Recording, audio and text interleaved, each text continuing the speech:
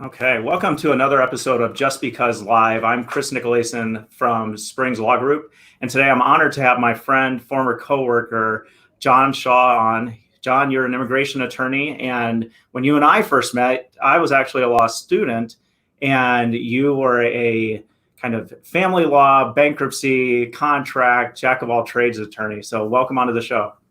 Thanks. Yeah, I remember. I remember that. I think that. So I came out of law school, and then it seemed to me that you knew way more about the law than I did, because I came out of law school and I didn't even know how to file anything in court, and so I had to come to you to ask how to do that.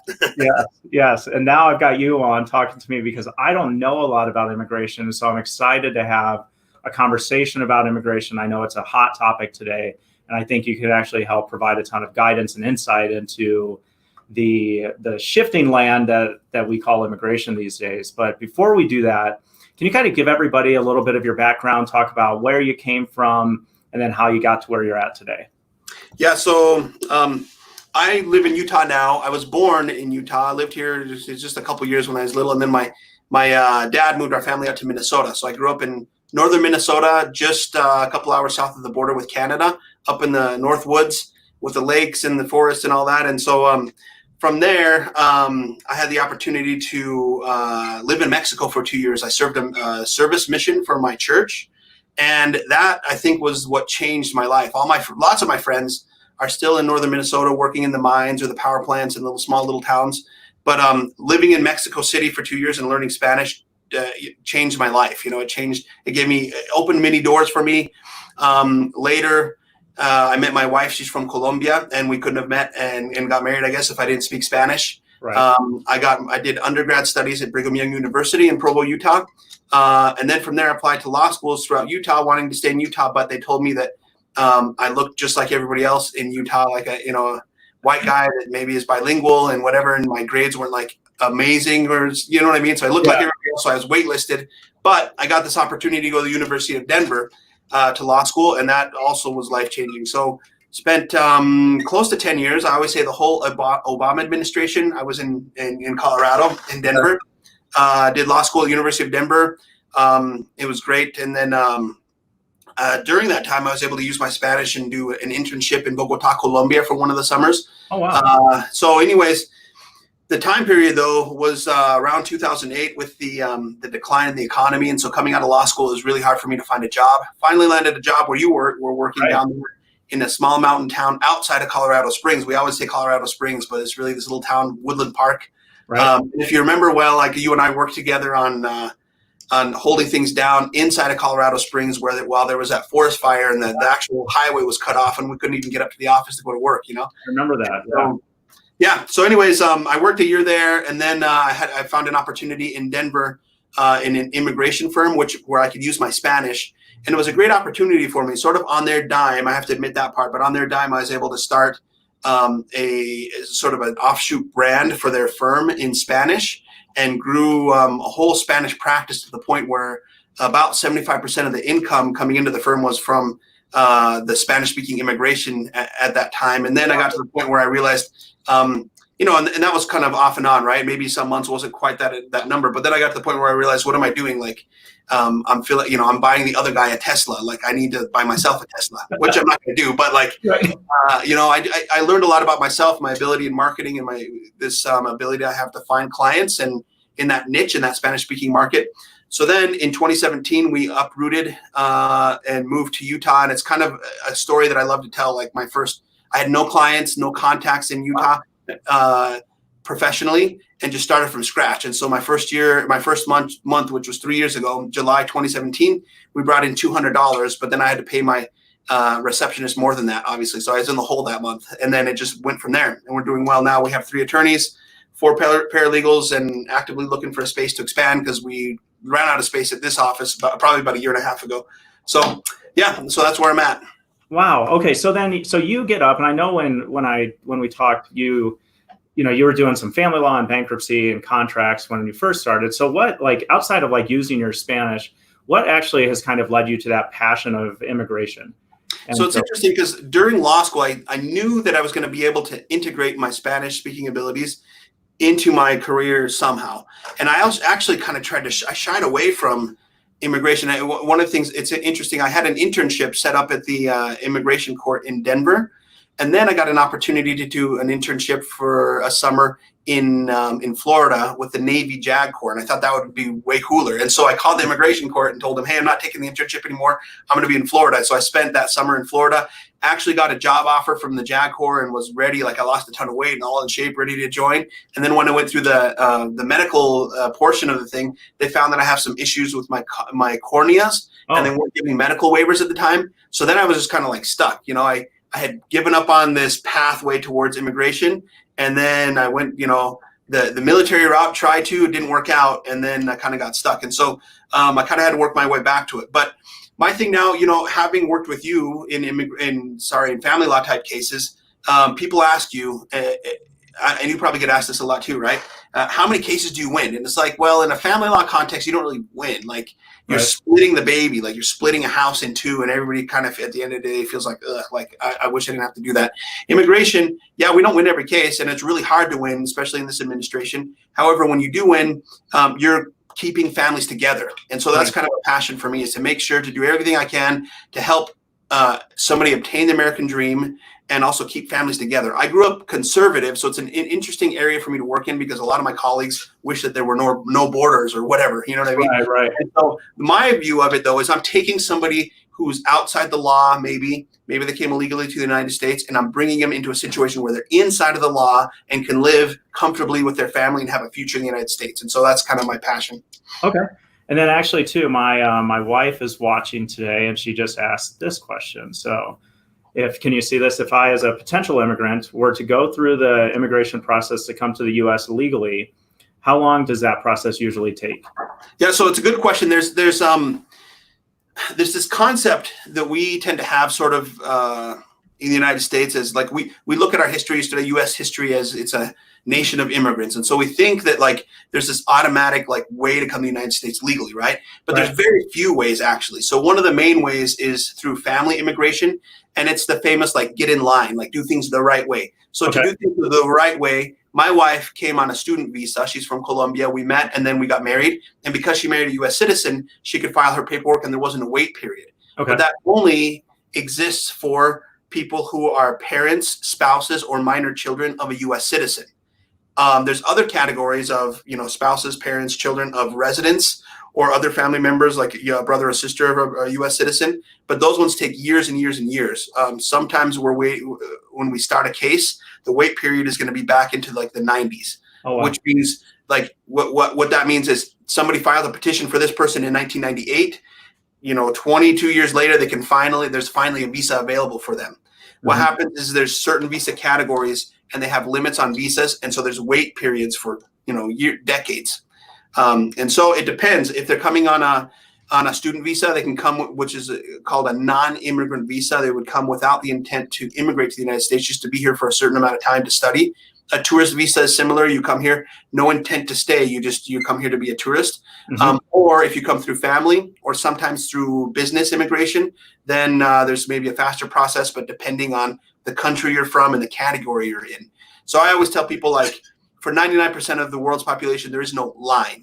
You know what I mean? Like you say on TV, right? You do it the right way, and there's like you have to like literally win life's lottery and have a job with a big U.S. company or have a U.S. citizen family member, and then you're in line. Gotcha. Okay, that does, absolutely. And then, so, I mean, obviously I want to give you a forum too, because immigration, whenever I turn on the news these days, it is a topic. If it's, I think even just the law itself is just constantly changing. And, if it's from DACA to other pieces on that. So I'm going to give you just an open floor to kind of talk about some of the things that you're seeing out there in regards to immigration law as a whole. Yeah, so it kind of brings me back to law school, because I remember I did administrative law, and you know how it is as a law student, where those books cost like $300 a book or whatever. Right. And so I remember taking that class, and I couldn't afford the new version of the book, and so I got an older version off of Amazon with a bunch of notes in it and everything. And then a couple of the cases that I was supposed to talk about one day when I was up to talk in class weren't even in my book, and the professor got mad at me or whatever, and it was just kind of like a disaster. But I understood a couple things, the Chevron principle and those types of things, right?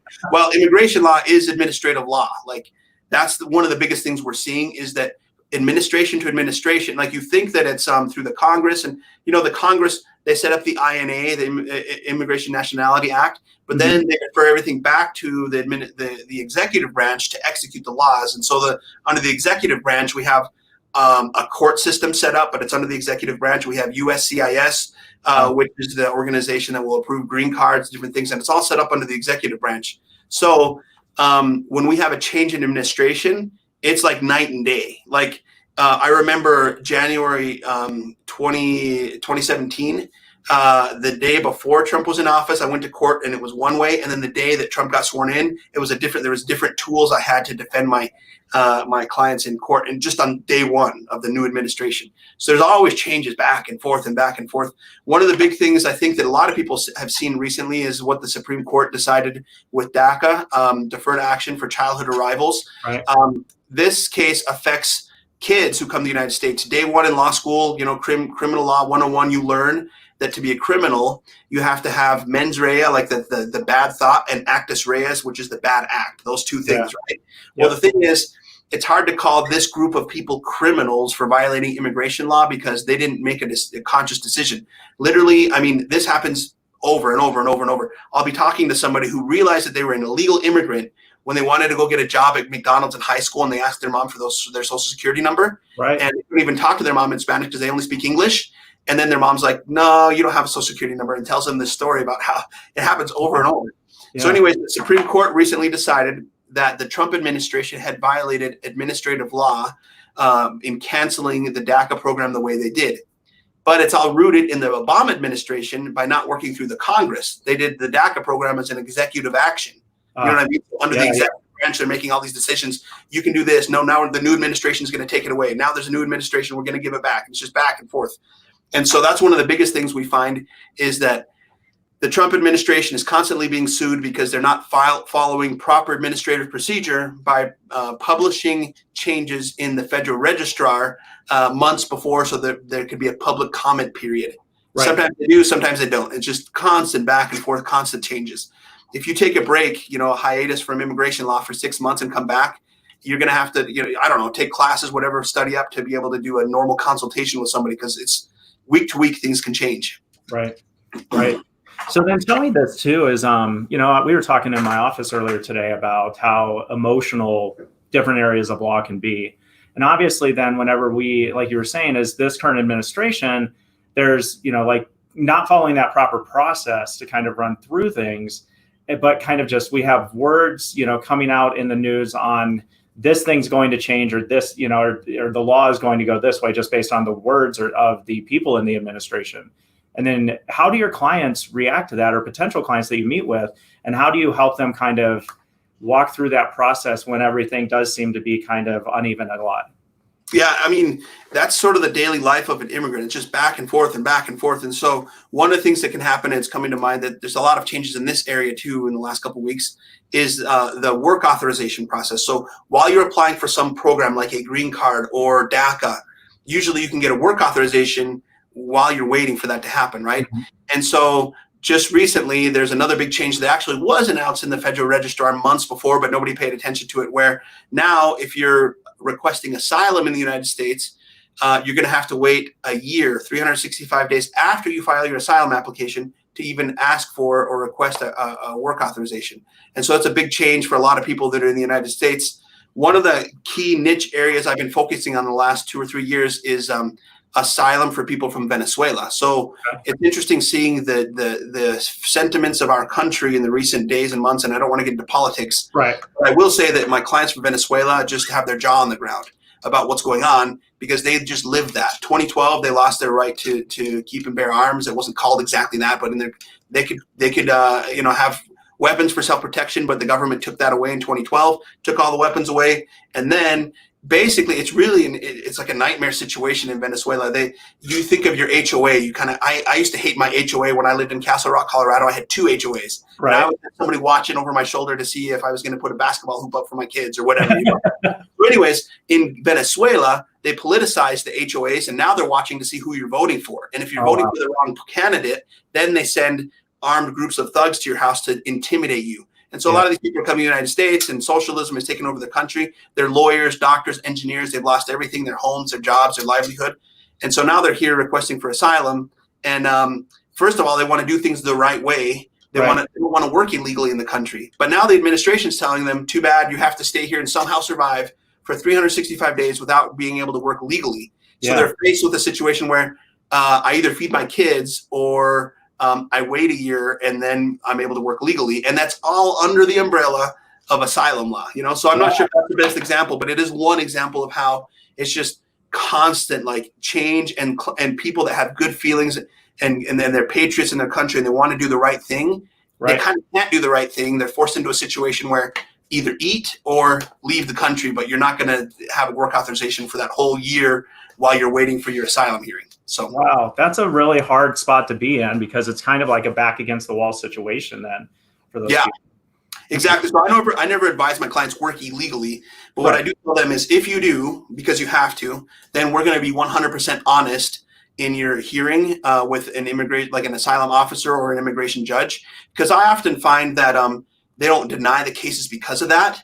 But what they will deny cases for is if you stole somebody's identity to work, or if you stole, if you committed some crime in the United States or something like that. So I always just bank on, look, you got to feed your kids, but we're not going to hide anything from immigration judges. We're going to be 100% honest with it and sort of play on the heartstrings a little bit. You know what I mean? At that point. So absolutely. And then, one of the things that we have to do, so we not only as attorneys, we have to guide our clients and, give them and do that, but then we've also got to advocate. And then, so one of the things too, for yourself being somebody now that's out in Utah, that's licensed in both Utah and Colorado. And then we were talking, you've got clients everywhere. Can you talk about what it looks like for somebody, for yourself, your clients, for somebody going through it on their own, going into a hearing and into an immigration hearing? What does that look like? Yeah, so there was a former immigration judge. She's retired now. That I can't remember exactly what her name is. I don't know. One of the news articles I've read over the last couple of years, but she said that asylum hearings, and in this isn't only asylum hearings, there are other types of hearings, is basically like a death sentence type case, but in a DMV setting. And I thought that was really interesting because it's like literally, there's been reports on this. You can look them up. Like sometimes people are deported from the country because they lose their asylum case. They aren't able to establish that they have any real fear of returning to the country based on evidence or whatever. But and then they get to their country and then they're murdered. This happens a lot in El Salvador and Honduras. And so it literally can.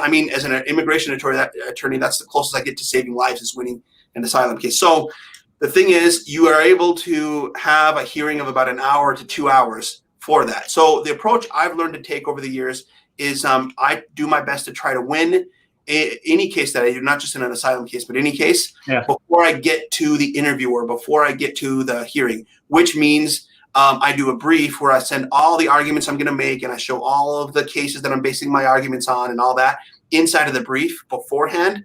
And then I'm going to send all my evidence in a way that's indexed to refer to those to my arguments so that the judge has a map to look at. It's interesting as lawyers, and you probably know this, but we're storytellers. Just like, the human race, we're all storytellers, right? What I'm doing is I'm taking my client's story, putting it in a way and telling the story. So oftentimes I'm using the same things you would do if you're making a YouTube video or writing a book. The first chapter or the first couple seconds of a TV commercial or whatever is a hook.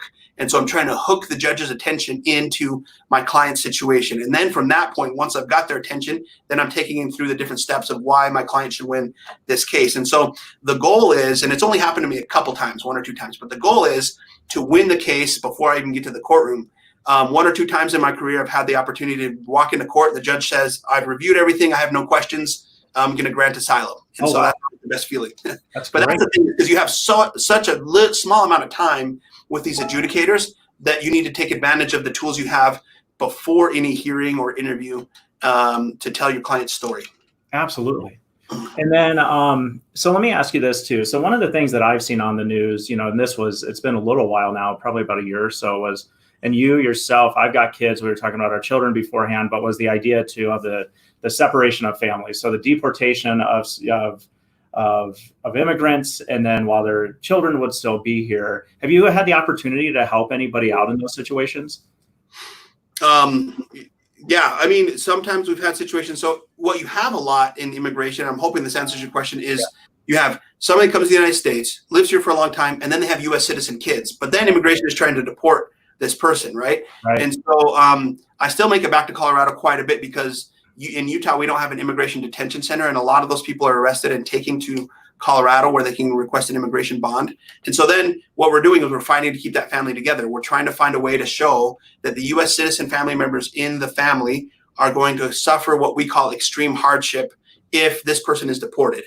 And then if we can prove it up to that level, it's sort of a standard of proof, right? And it's akin to beyond a reasonable doubt. It's kind of a really hard standard of proof to reach. Yeah. But if we can show that, then this person can become a permanent resident and stay in the country with their family, you know? So, and it really does, I mean, affect, now the immigration system allows for or expects some type of normal hardship. So what we have to show is that it's beyond what would normally be expected in a situation where the father is arrested and deported. And they basically say that this person should have known that this could happen and they should come to the United States. You know what I mean? So then you have to prove beyond that, well, this is an extreme case, you know? So those cases, when you win, I mean, it's just like I said, with the asylum cases, with those types of family cases where you're able to keep that family together, it's the best feeling possible. I think in the immigration context, you know, because like I said, in divorces, you're separating families, but in immigration, you're just trying to keep them together. Right. Absolutely. Absolutely. Okay. I've got Carol who asked this question. So I have a friend who came with a work visa, then changed to a student visa, and that's now expired. What steps do they need to take for a green card or citizenship? Yeah, so usually a work visa or a student visa, they said they changed to a student visa, right? Yeah, I'm looking at the question here. So the student visa, usually, so that's a type of visa called a duration of status visa. So while you're studying, you can stay in the United States. Sometimes people are here for years and years just studying, you know? If that's expired, that means that they stopped studying. So in that circumstance, it's pretty difficult. Again, like if they're here, they might have to leave the country and then try to find some other type of visa. But the thing is, immigration law sets up a trap. If you're here in the United States for more than 180 days without any type of status, and then you leave the country, automatically you have what's called a 10-year bar. So you can't come back to the United States for 10 years. Right. So lots of people get stuck in this limbo where it's like, well, I'm here, I've spent too much time in the United States after my visa expired, but if I leave, I'm never coming back, and so I'm just going to stay here. So there's this weird, like, it's like against common sense, but there's just a whole group of people that kind of don't want to be here because they don't want to violate the laws, but they overstayed already by only a few months. And so now the incentive is to never leave again. So a person in that circumstance could get married to a U.S. citizen and then have a pathway to residency and citizenship. Other than that, they might have to leave and then try to come back again on some other type of visa. And then quickly on the student visa, that's another thing that's been in the news a lot recently. Another example where the Trump administration suddenly randomly announced something, but then they didn't follow the proper administrative procedure. So I think it was about 2 weeks ago now, maybe about 10 days, they announced that anybody on a student visa that was only taking online courses in the United States had to either leave the country or face deportation. But it's kind of funny because it's like they're taking advantage of the whole COVID situation because everybody's doing their courses online. Right. So then 17 states filed a lawsuit against the Trump administration earlier this week. And then yesterday, I believe it was yesterday, it was announced that they walked that back, and now they're saying that they're not going to apply that. So, you know, to make a change like that, typically what the administration should do is publish it in the Federal Registrar, leave it open for a public comment period, and then adopt a new regulation. They can't just, like, you know, from the seat of their pants sort of announce a change like that. So that's another thing that's been in the news a lot recently. But you're on social quite a bit too. And I mean, if people, and I'll have you talk about your social presence here in a second, but then during that 10-day period, I mean, you've got a pretty big presence out there. And so were you getting like just bombarded with questions about? Yeah, I do a lot of types of visas because like she said in this question, when you come to the United States on a certain type of visa, you can change to a student visa. That's one of the limits. You can change from like one non-immigrant visa to another type of non-immigrant visa. And so, anyways, we have worked with a lot of clients who have come with a tourist visa, and then in the United States, they decide to stay here and study and further their career by learning English or whatever other area. So I had several clients calling me and asking me what to do. In fact, I have employees that have the F1 student visa, and they're like, "What do we do?" And I'm like, "I don't know. You're fired." I didn't fire them or anything. But I just like, but it's like, what as a boss, like, is running a business. I'm like, what do I do now? Because now my employees are not going to be able to work. Like, what do I do? Right. And so I'm glad they walked that back, right? But yeah, no, it's just, and this happens over and over. It's like, I actually did a news interview with KSL News here in Utah about that story, and I was talking to the reporter. I'm like, it's kind of funny to somebody that's in immigration that societies are paying attention to the student visa thing, because this type of stuff happens all the time. Like once a month we have some random change like this, and then every now and then like the news media catches on and then they do a story about it. But like it's just constant like this. It's back and forth and back and forth. Man, oh man. So you've got an area of law that you practice where it is just, you guys are constantly just running different it looks like spikes, or you got to be on alert a lot.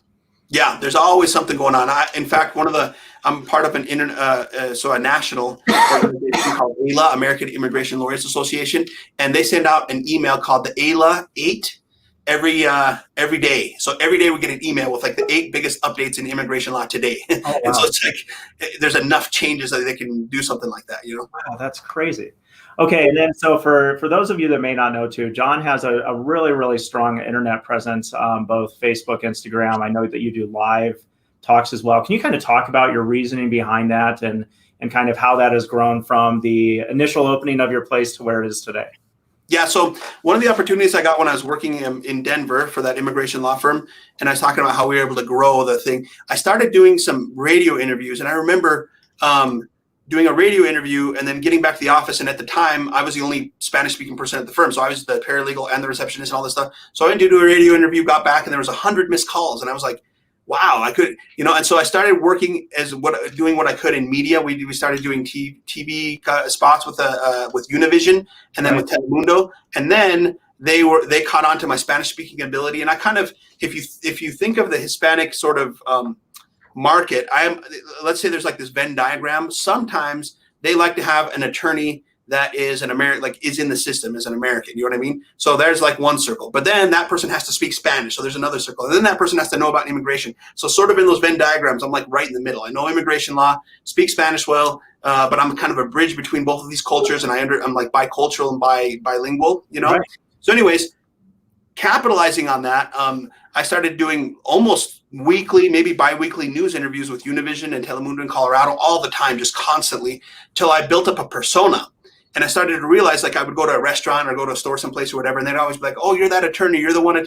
And like, even without planning it, I started seeing that you can develop this personal brand. And so then I got strategic about it when I started my own business and started, you know, on whatever social media platforms that were on YouTube, Instagram, Facebook, and started building that personal brand. And then also learning the ins and outs of advertising on Facebook. So for example, when I was in Denver, I remember one of the things that we would do is we would do mail like flyers, and we would go to the post office and mail a flyer to every house in this zip code or whatever. So now what I do is I kind of do the same thing, but on Facebook, I choose Spanish speakers interested in these things from this country, in this zip code or in this city or in this area. And so then one of my strategic moves in the last few months has been, okay, so this COVID situation, what do I do? Well, I really like Venezuelan asylum cases because we can win them. They're the type of people that pay their bills and they want to be responsible. So I think that's a safe area to kind of go after. So then I was able to hit Florida, Texas, Utah, in different sections of the country where there's a lot of strong Venezuelan population, and focus specifically on the type of cases I wanted to take, and then capitalize on my social media. And I did it on the media platform that most Venezuelans were using in Venezuela when they were going through all this stuff before coming to the United States, which is Instagram. And so now I can just jump on Instagram and I have a whole group of people that are following me, and I can advertise for free, rather than paying $2,000 a month to Univision or something like that. Absolutely, yeah, and it's not only the idea too of advertising, because I've seen what you do. Like, you're actually providing value to people as you're doing that. Yeah, there's different like thoughts on this, and you probably have heard this too. But like, one of my competitors, we've talked, and one of the things that he thinks is that, well, if you tell people how to do their cases, then they're just going to do their cases and not hire you. And I'm like, I don't know. Like, if I'm watching a mechanic online and they're telling me how to change a head gasket, I'm like, oh, that's great. I'm going to take my car to him so he can do it because he knows how to do it. That's my mindset. You know what I mean? Not so much like, oh, I'm going to go and buy all the tools and figure this out and whatever, and then I'll watch the YouTube video and figure it out, you know? And so I just bank on that. And sure, like, hopefully like the idea is provide more value to the community than you extract from the community. Like a lot of people say, well, you're leaving money on the table. One of the things I don't do with my clients, I don't nickel and dime them. I don't, like if they're going to leave the firm or something like that, I oftentimes just give them all their money back. Because I want people to walk away from a video that they see with me online or an experience, interaction that we've had with a positive attitude. You know what I mean? Absolutely. I think of them as ambassadors. If I've met with a client or a potential client, even if I can't take their case, I now feel like they're an ambassador for my firm, and they have to have walked away from that interaction with a positive feeling so that they send people to me. You know what I mean? Yes, I completely agree with you there. Mm-hmm. Let me ask you too, because everybody watching may not know this, but you had mentioned so we talked about how you're licensed here in Colorado and in Utah, but then you had mentioned taking cases in, Texas and Florida and Maryland. So how does that work exactly? Yeah, that's a great question. And I think it's important to point that out. And I think it's the same in the bankruptcy world, but immigration is federal law. And so and I think every state has this, but under the rules of professional conduct, you can practice in that area of law. So specifically what I did is I practiced in Colorado for, more than 5 years. When I moved to Utah, I wasn't even barred in Utah, and I set up my firm and everything. And then I applied to waive into the bar without taking the bar exam in Utah. And they actually investigated me. They're like, okay, well, we need a list of all your clients and what are you doing? Why do you have an office set up? What are you doing here? And so then I sent them the model rules from the ABA and then also the rules of professional conduct from Utah, and then and then I sent them a list of my clients. I'm only practicing in immigration. I'm not doing anything else. And then I got my bar license. You know what I mean? And so if you're you have to be careful because sometimes I get questions. I had a guy from Kentucky a couple months ago talking to me about a DUI case that he had open in Kentucky and how it was going to affect his immigration case. So he wasn't very happy about this, but I told him, look, I'm not going to take your case. You need to wrap up that criminal law case, and you have to find a criminal law attorney in Kentucky. I'm not going to advise you about that. Wrap that up first. Once that's closed, then you can we can talk again. But I still would suggest maybe finding somebody specifically in Kentucky. You know what I mean? Because you can't cross over and talking about any state law stuff in a state in which you're not licensed. So I have my license in Utah and in Colorado. But if I get something like that in another state, I just I stay away from it and send them some referrals or something to somebody more local that can handle that. Perfect. All right, Jon. So we're coming up on a little over half an hour right now. I want to start closing out. And I generally will end with 2 questions. And then, and so my first question is you have lived in Colorado. I know that because I've seen you here. You still come back to Colorado, represent clients in Colorado. What is your favorite place in Colorado? I got a couple places. So when I was living in Colorado Springs, I was just telling my kids about this. It's fishing stories because I grew up in Minnesota, so I love fishing. That's like my hobby on my off time. Nice. So, anyways, I can't remember the place, but it's south of Pueblo, up in the mountains. There's a little crater lake up there. Okay. You have to hike like hours to get up there, and it's just like picturesque and beautiful. So I would say in general, Colorado mountains, just being up there in the mountains, it's just there's nothing like it. And I think that's internationally known, right? Everybody loves the mountains in Colorado. Right. Absolutely. And then my second question is, if you were not running your own firm, and doing what you're doing right now, what would your dream job be? So I think maybe I missed it. I'm not sure, but I think that what I would love to do is I watch guys. It sounds kind of funny, but I watch guys online on YouTube a lot that basically what they do for a living is they fish. They just go around fishing everywhere. Thanks. And they make videos about it. And then they have thousands and thousands of followers, and then they bring in the ad revenue, and they just turn it into a major business. They go, wow, holy cow! It's amazing. Like you can almost do anything you want to do in today's time, but they turn it into a business. So it's not just like I'm going fishing for leisurely fishing, like you kind of are. That's what it looks like in the video. But then since you have so many followers, the ad revenue that comes in, you just put that back into international fishing trips, gear, like new cameras, like whatever. And it's actually running a whole business based on you doing what you want to do. Wow. So it's almost like the Rick Steves for fishing in a way that, like a food traveler or a world traveler who does a travel blog. Just fishing in a sense. That's awesome. Yeah, it's kind of like what we do. You still have to stay relevant on social media. You have to oftentimes provide value, like provide entertainment value. You have to have that following because that's what gives you that ad revenue from whatever you're doing online. You know what I mean? Right. But like, it would be a dream job just to find your hobby, what you would love to do, which I think that you could do it. Like you could jump out and do that. You just have to suffer for several years until you get that following. But you get to the point where you have such a big following where you have that ad revenue coming in, it just like cycles itself. You're running a business, doing exactly what you wanted to be doing anyways, you know? Perfect. So, all right. Yeah. And then Jon, where can people find you? So if we've got people here in and around Colorado Springs that need some help or have questions about immigration, where can they find you? So intermountainattorney.com. I don't really, so talking about social media, I don't really run my website like we would have back in 2005. Right. I don't even think about that. I think about mostly social media. The other thing is, if you search Intermountain Attorney on Facebook, Intermountain Attorneys or Intermountain Immigration, you can find us on Facebook. I'm on Instagram at El Abogado Jonathan. So that's kind of the personal brand I built, and abogado in Spanish is lawyer, right? Okay. And then they can follow us there, and we can talk and see what we can do to help them out. That'd be great. And then, so everybody, I want to thank you for watching today and coming on. And then Jon, just like with any other one, with yours though, I'm going to make a special request. So I'm going to leave you with the last word and just some general thoughts that you've got for this episode. But then after you tell us what it is, I'd like you to also, because you've talked about that you speak Spanish, if you can also give it to us in Spanish as well. So anybody watching that speaks Spanish. So I'll do both. Yep. Yeah. Okay. So I think that with the audience, maybe your audience, I think that it's important. I don't know. I mean, thinking of who your audience is, it's probably other business people running businesses, right? Yeah. So I'll talk about two things, maybe. One, running your business. We talked about this before the video, but you need to be doing this thing that we're doing right now. If you don't know how to be on social media and put out things in video form and provide value, basically you don't exist right now. And you've probably seen that, right? You might be behind the game. Stick to it, be constant, because it's not like, oh, I'm going to try a Facebook Live video. Oh, it didn't work. Okay, I'm done. It's I'm going to do it, and then I'm going to do it again next week, and then I'm going to do it again the next week, and then do that for years, and then you get that big following.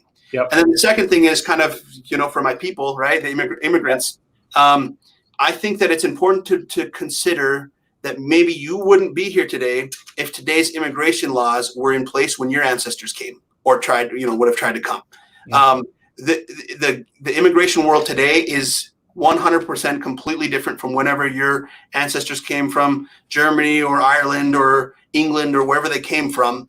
And when we talk about that there's a line for people to get in, we should join forces and create that line so people can get in the line and do things the right way. Yes. I think that there's this concept out there that people think there is a right way. And they just assume that. And then based on that assumption, they say, well, why don't these people do things the right way? So I think there's some common ground there. We should come together and create a right way for people to that. So now let me switch to Spanish and do the same thing. So si usted tiene un negocio, es un emprendedor y tiene un negocio pequeño, el negocio que sea, es importante poder hacer videos, importante tener una presencia en las redes sociales y poder comunicarte con la gente, porque si tú no tienes la habilidad de hacer un video, de tener las redes sociales, prácticamente no existes en este tiempo, ¿verdad? Necesitas poder comunicarte por medio de video, de internet con los clientes que puedes tener para crecer tu negocio. Y otra cosa, para los que piensan en el área de inmigración, los que consideran o quieren ayudar a los inmigrantes, es importante entender que ahorita quizás no hay una línea, pero nosotros podemos juntarnos y formar o crear una ley para darle la oportunidad a la gente formarse en una línea. Si tú te pones a pensar, quizás tus antepasados no hubiesen llegado a Estados Unidos si existieran las leyes en ese tiempo que existen ahora. Entonces es importante poder enfocarnos en esa área y realmente crear una forma para que los inmigrantes puedan venir de manera legal. So there, put it out in Spanish too. Thank you. That's awesome. I appreciate it. I love what you're doing. This is awesome. Like, I do a lot of Facebook Live stuff, but I haven't interviewed a lot of people. Right. One of the things I do is question and answer. And so every now and then I'll bring in clients on a video, but I'm just like rapid fire all the time. You know what I mean? Yeah. What you're doing is super important, providing value to the community, So I've been watching you, and thanks for having me on. I'm honored, but I also love what you're doing. Keep it. Thank you so much. I appreciate it. Everybody, hope you all have a good day. Thank you so much.